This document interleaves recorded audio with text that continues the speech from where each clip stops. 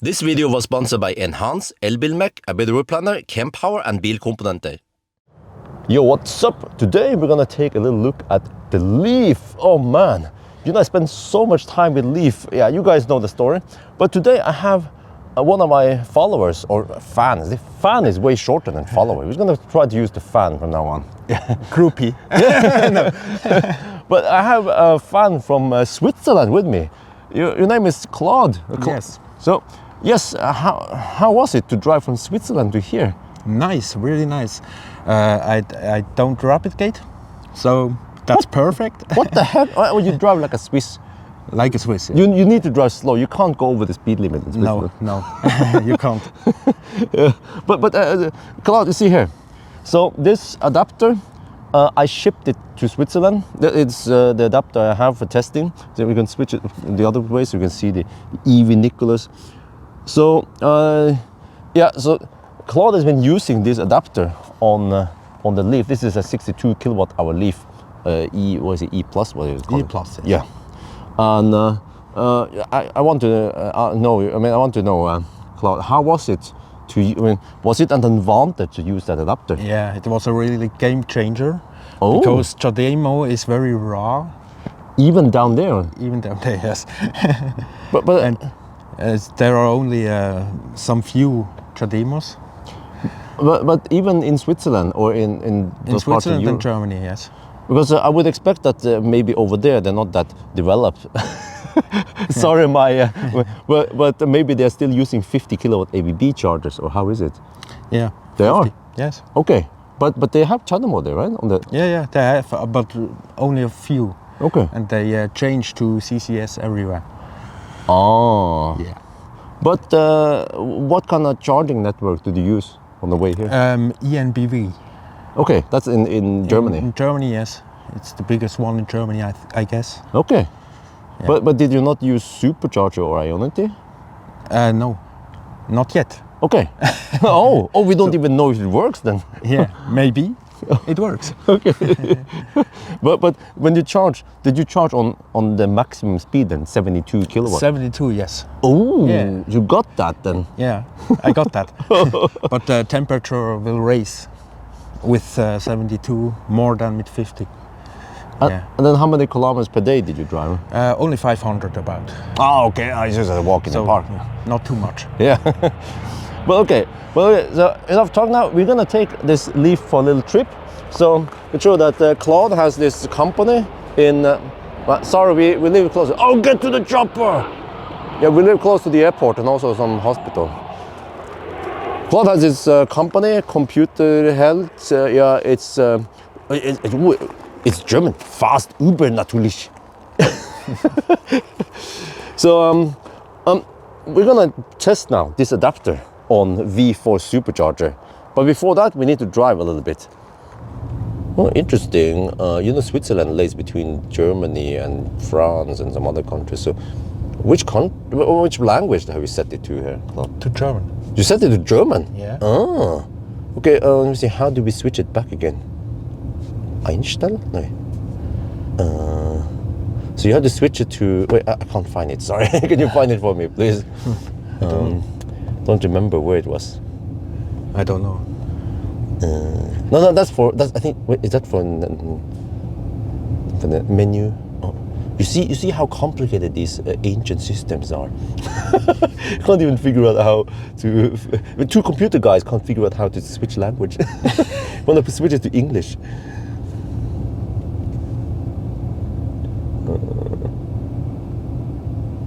Oh wait, maybe it's Deutsch. Okay, put it to English. Yeah, but I wonder if okay, if you can do that, please.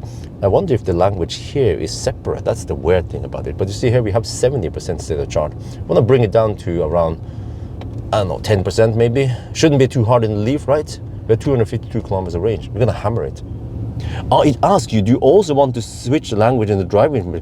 I mean, why not? Because why would you want one language here and another language here? It makes no sense. Of course you want to switch the whole thing. It should be the same. But of course, this was made by one student group and this system was made by another student group. That's why.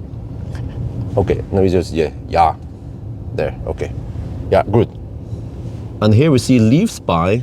The battery is sitting at 16 to 18 degrees. Okay, small difference between min and max. So yeah, Claude has been driving easily now, like Sunday driving to get here. Otherwise it'd be a bigger difference here. But okay, we'll just drive the Mjøsen route here a bit and maybe also visit Espa. Yeah, get some Espa buns while we are there. Well, we're on the move. So you see, I cruised at 100 on the speedo, and that's actually only 93. I remember that Leaf was like this. Well, of course, it also depends on the tires. You're using 16-inch tires, but yeah, it's 94. So it's actually around 7 kilometers per hour error here. 6 to 7. Yeah, but look here. Claude has been driving. Driving gently. And the trip meter stops at 9. So 150 watt-hour per kilometer. There was no hammering done at all during this trip. Yeah. Oh, we're now at Shell Espa, Bolleland. Do you know this place? No. Claude? Oh, it's a beautiful place. Yeah, absolutely. I'm surprised you don't know this because actually, when I think about this, I don't come here that often anymore. Yeah, that's true. But at least Bolleland, they have buns here. You know, they are aiming to sell 2.1 million buns this year. What's special about these buns is that it's ST1 now. Oh, yeah, they changed to ST1. Is that the buns here? Well, actually, let's go inside. I can show you more. Here we see the buns: princess bun, cinnamon bun, caramel, raisin. Lots of different buns. And what is special about the buns here is that they slow rise them and they let it ferment overnight, so they taste wonderful compared to the more quickly raised buns other places. So now we just have to figure out which kind of buns you want. Okay, I just went for the caramel buns since Claude didn't have any preferences. So they're not maybe the freshest right now, but okay. We'll try. Yeah.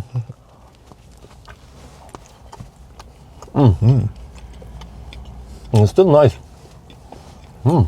They are sweet.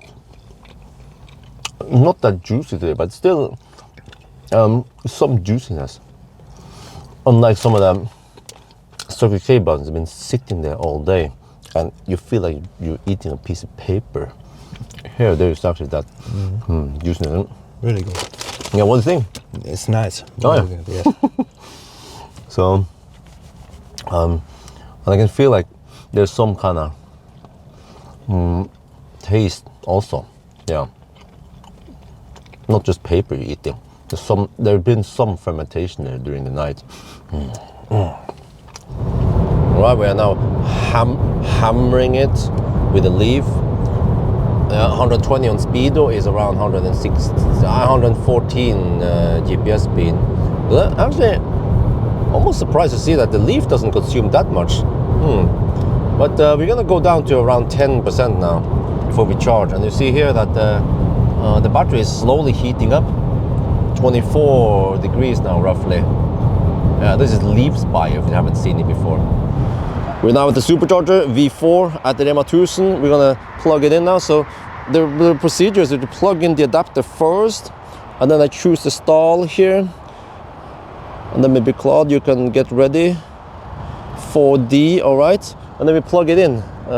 We start charging, it will initiate, plug it in, and then don't remember the procedure, and then you press and hold, start the adapter there.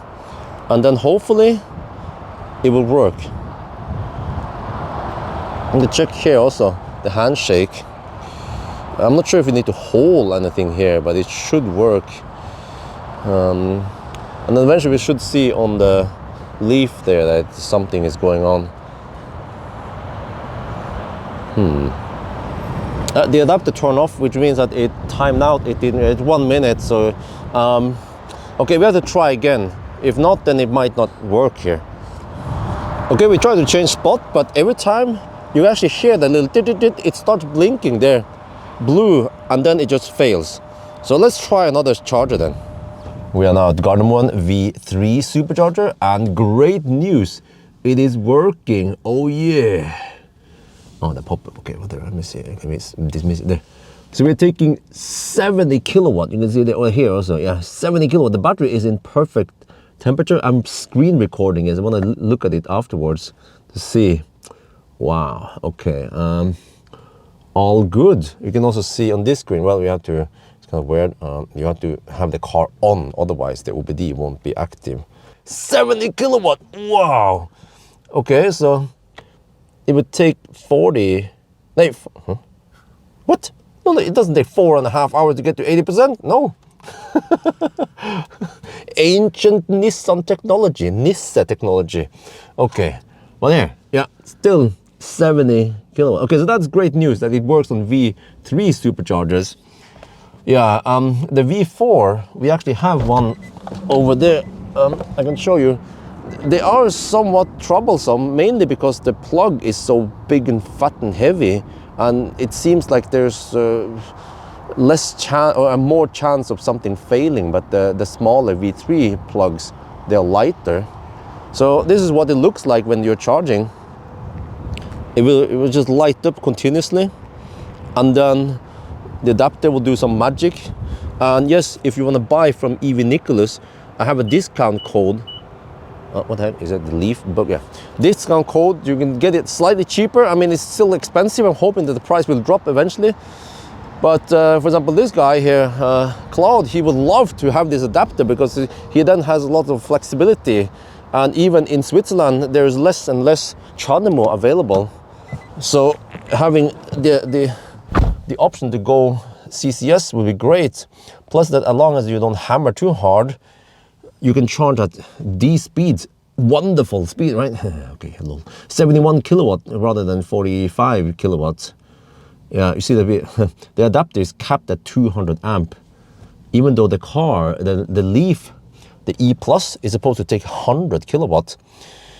But we just simply don't have that fast charging over here. What? Really?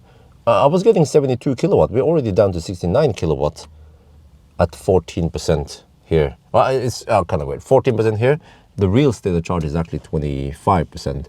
But okay, a slight throttling, huh? I was hoping it will just go higher and higher. See now, the current has been dropped to 192 amp only.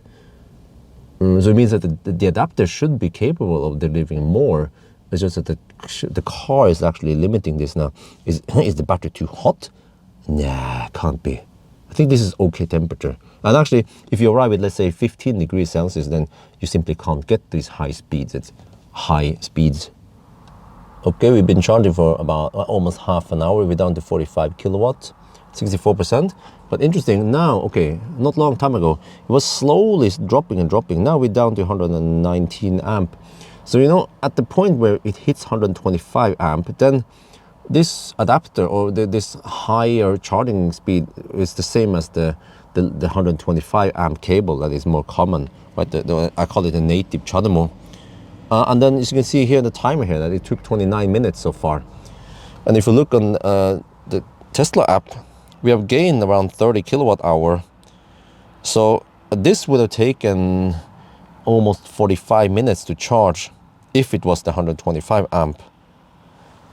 Versus, so we're talking about saving around, let's say 15 minutes then at best. 13 to 15 minutes. Or in percent is 45 minutes versus half an hour. But then the question is, if we look at the battery temp here, we are technically, we should be rapid gating, but we plug it in at 27 degrees. So one charging session is enough to rapid gate it. But does it pay off? Because the faster charging we did at lower state of charge added more heat. So we gain 13 to 15 minutes now, but we might lose it later in, let's say, a 1,000 kilometer challenge. It would be interesting if I did a 1,000 kilometer challenge with this adapter to see how fast or slow it would be. Yeah. All right, back home now. We charged to a little bit over 80%. Just want to do a quick test. I'm actually running out of time, but I'm going to show you here. This tab here might be useful. I need to zoom in a bit. There's some small letters here, but you see that I believe that the BMS keeps track of this. You don't have to keep Leafs by running, but odometer, okay. QC here, so it's only counting the number of sessions, not kilowatt hour, but 173 quick charging sessions and 1,190 L1, L2, that's the AC charging session. So this corresponds with what Claude has said, that you have, you claim, what was it, 80% roughly. Yeah, mostly 80%, maybe even more actually, based on this, if we can, yeah. But yeah, so mostly AC charging, and then that's the one I was looking for. The state of health, yeah. Wait, what is the HX thing? Huh? What the heck? Okay, but state of health is claimed to be 87.7, so we have around 12% degradation then, based on this. And the odometer, yeah, 136. You see it, just see it here. It's the same number anyway. So yeah, 136 and 12%. There is another way we can find out about this, is that if Claude could charge it up to 100%, it will see this is Leaf Spice numbers, or it gets it from somewhere. Then it should show around 57 something kilowatt hour. I think it was when it was new. However, don't expect to get everything you see here, because Cloud, you ran out of juice once. Yes. Yeah, and it was showing, how much was it? 2.5 or 2.2 or 2.5. 2.5. Yes. Wow. So it will actually die already at around 2.5 kilowatt hour remaining. And I remember with my own Leaf, the 24 kilowatt hour called Frankenstein, I think he died at 0.5 kilowatt hour left. But okay, but based on this, we could try to estimate how many kilowatt hour I have left, because I'm also interested in the degradation on the car that actually hasn't been abused that much. But Claude, I want to ask you, when you charge it, do you charge it to 100% or no? At home, yes. Oh, you charge it to 100%? At home, yes. Oh, so yes. That might actually be not so optimal. Because I know for Leaf, when you charge it to 100%, see if we can see it, the cell voltage goes to around 4.2 or around, yeah. So it doesn't have that much of a top buffer. And another thing you can notice is that once you charge it to 100%, it goes really slow towards 100%, but also when you start driving it, even if you're in B mode, there is very little regen, which indicates that it is actually topped up to 4.2 volts or something. There's, yeah. So yeah, compare the charging curve. The charging sessions are quite similar, but we're just talking about slightly less energy here in the battery. So yeah, like percent per percent is not exactly the same, simply because the battery has degraded. But at least I think the indication shows that there shouldn't be any degrade or derating in the charging speed. So yeah, that's good after so many cycles and kilometers. And then when it comes to the degradation, so Leaf Spy claims around 12% degradation, but I've tested Leaf before many times, and that was a relatively new car. And then when I charged it to 100%, I would get 58 kilowatt hour on the Leaf Spy. But then I also measured 56 kilowatt hour net capacity down to around 0% before the car dies, right? And then the degraded car then charges to only 51.8 kilowatt hour, and then we estimate that 49.8 kilowatt hour is the net capacity. Could actually be less, could be 49.3 kilowatt hour, but we are talking about roughly 11 to 12% degradation. So, well, I mean, for 136.7k kilometers and 62 kilowatt hour battery, I think it's actually not that bad. The owner probably didn't replicate that often. These trips that he took here, they're kind of rare, long trips. Normally he'll just be charging at home, and then he just does his regular, he uses it for work. So it doesn't fast charge, it doesn't heat up that much. I think the only minus is that he might charge to 100% a bit too often. But then Leaf doesn't have any alien technology. It cannot set charge limit to 90%. That would be great if you could do it, or 80%, right? But overall, okay, great. But this adapter though, it's quite expensive, but it will be a lifesaver for Leaf owners eventually, and also other Chademo owners, because eventually there'll be less and less Chademo plugs out there, but CCS opens up a new world. So then the car will be future-proof. So that's gonna be for now. I hope you guys enjoyed this video. As always, thank you for watching, and talk to you later.